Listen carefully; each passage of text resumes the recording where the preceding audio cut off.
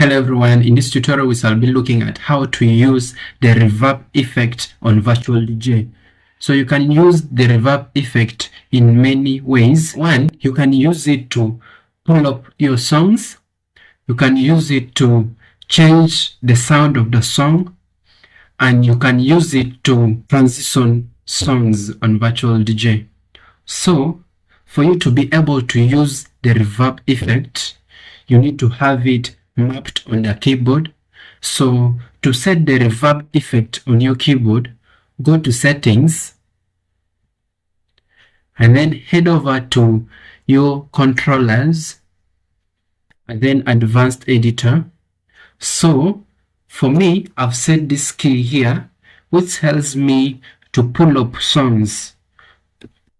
Here I have set it like this. The action is down question mark effect reverb in quotes active while underscore pressed space and then colon space stop. So first of all, the effect, which is reverb, will be activated when you press your key, your set, and then it will stop the song automatically, which helps you to pull up your song. And then I use this other key which helps me to take back the song to the cue point and then start to play from the cue point.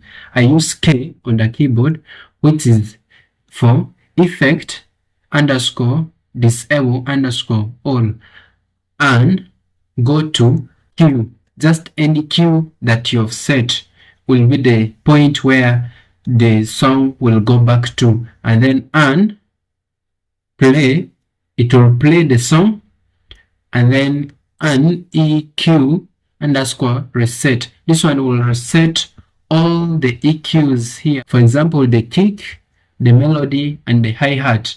In case you have triggered them, it will reset them automatically. It will also reset the effect, which is the reverb, and then it will go to the cue point and then play the song. So let's see how these two keys work. Okay, now save the mappings, exit this window here. So let me first put on the virtual keyboard so that I'll show you what exactly you have to do here.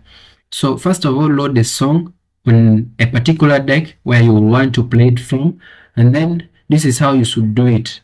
First play the song and then press the key you have set to reverb and stop the song. For me, I've set X. So I'll be pressing X, and then after I'll be pressing K, which disables all the effects, resets the EQ, and then play the song from the cue point. So this is how you should do it.